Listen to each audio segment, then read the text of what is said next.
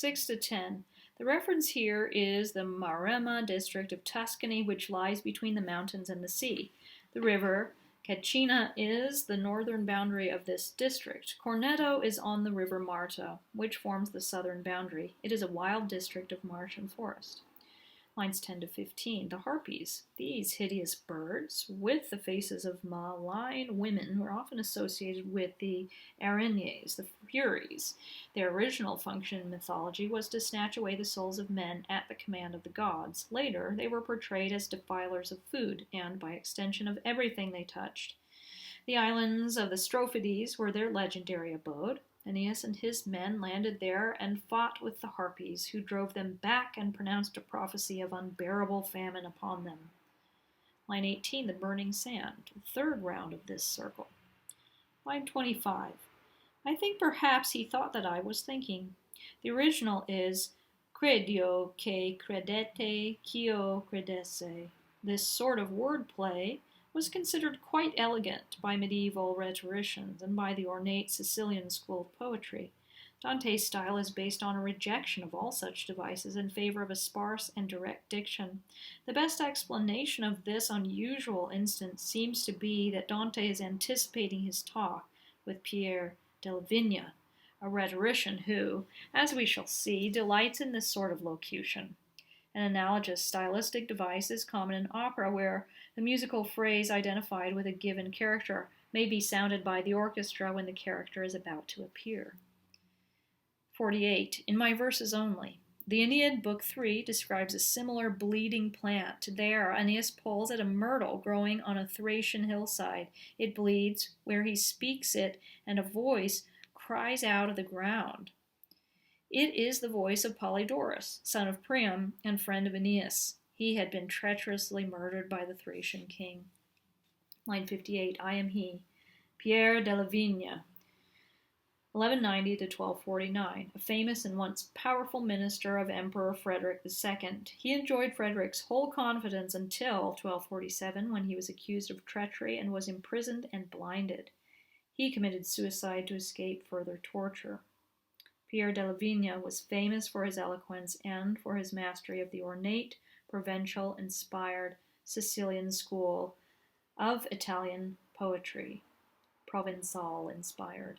And Dante styles his speech accordingly. The double-balanced construction of line 59, the repetition of key words in lines 67 to 69 and 70 to 72, are characteristic of this rhetorical fashion. It is worth noting, however, that the style changes abruptly in the middle of line 72. There, his courtly preamble finished, Della Vigna speaks from the heart, simply and passionately. 58. Who held both keys. The phrasing unmistakably suggests the papal keys. Della Vigna may be suggesting that he was to Frederick as the Pope is to God.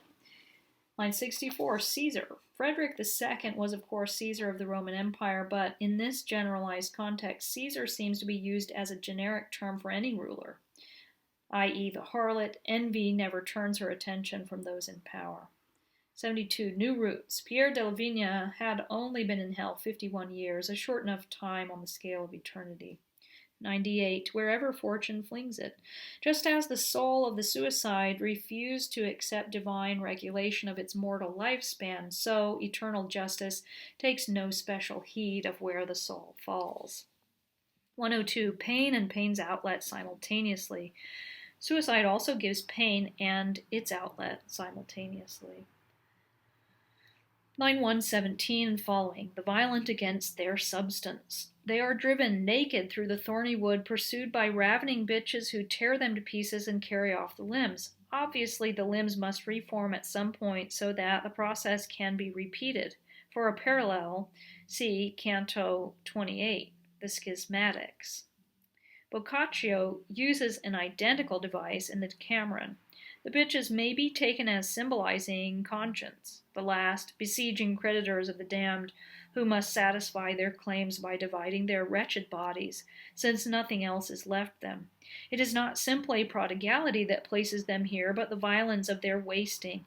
This fad of violent wasting, scandalously prevalent in Dante's Florence, is hard to imagine today.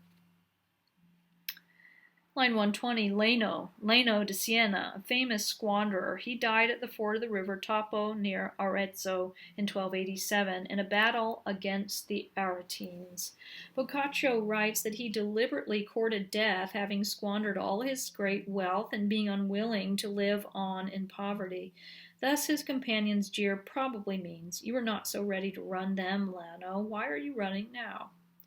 133, Giacomo de Sant'Andrea, a Paduan, with an infamous lust for laying waste his own goods and those of his neighbor.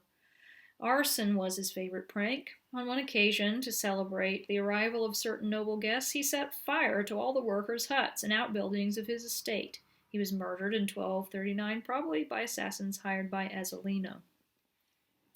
131 to 152, an anonymous Florentine suicide. All that is known of him is what he says himself. 143, the city that tore down Mars and raised the Baptist. Mars was the first patron of the city, and when the Florentines were converted to Christianity, they pulled down his equestrian statue and built a church at the site of his temple. The statue of Mars was placed on a tower beside the Arno. When Totila destroyed Florence, the tower fell into the Arno and the statue with it. Legend has it that Florence could never have been rebuilt had not the mutilated statue been rescued. It was placed on the Ponte Vecchio, but was carried away in the flood of 1333. Line 150, Attila. Dante confuses Attila with Totila, king of the Ostrogoths. He destroyed Florence in 542. Attila, king of the Huns, destroyed many cities of northern Italy, but not Florence.